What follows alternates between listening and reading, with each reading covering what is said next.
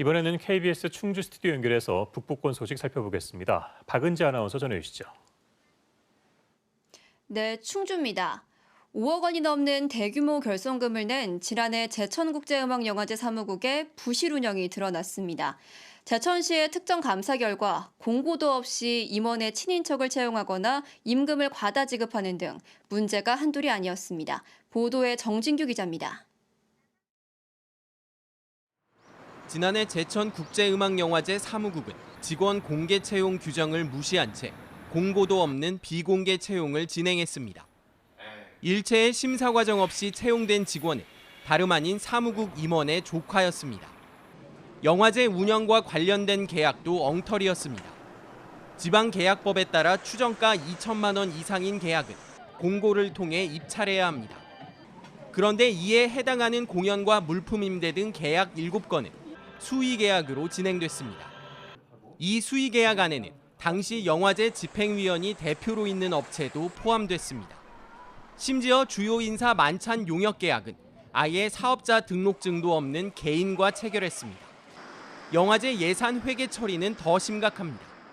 영화제 사무국의 보수 규정을 무시하고 직원 임금과 수당을 5천만 원 이상 더 많이 지급했습니다.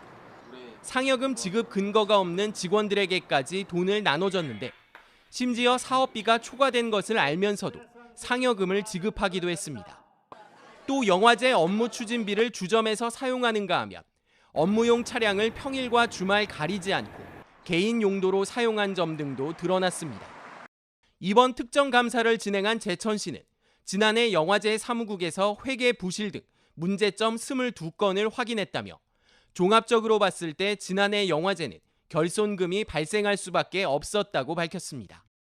지난해 단 엿새 동안 개최된 영화제에 투입된 예산은 총 39억 원. 영화제 사무국이 주먹구구식으로 사용했던 이 돈들은 모두 세금이었습니다. KBS 뉴스 정진규입니다. 충주시가 오는 26일 충주체육관에서 일자리 박람회를 개최합니다. 이번 박람회에서는 현대 엘리베이터와 코오롱 생명과학 등 지역 50개 기업이 참여해 모두 360여 명을 채용할 계획인데요. 행사 당일 준비 서류 등 자세한 사항은 충주시 일자리 종합지원센터 누리집에서 확인할 수 있습니다. 제천시가 충청북도에 한국철도공사 코레일 계열사의 제천 이전을 도와달라고 건의했습니다.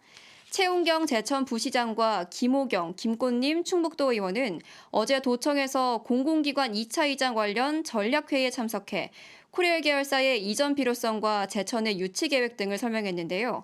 제천시는 앞으로도 코레일 계열사 등 공공기관 이전을 위해 전국 순회 유치 활동, 비혁신도시 연대 등을 추진할 계획입니다. 음성군의 용계저수지 둘레길 조성 사업이 연말 준공될 예정입니다.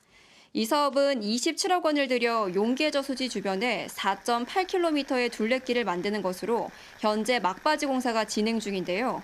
음성군은 용계저수지를 시작으로 무국과 금속저수지에도 둘레길을 만들어 2025년까지 삼형제 저수지 둘레길을 완성할 계획입니다.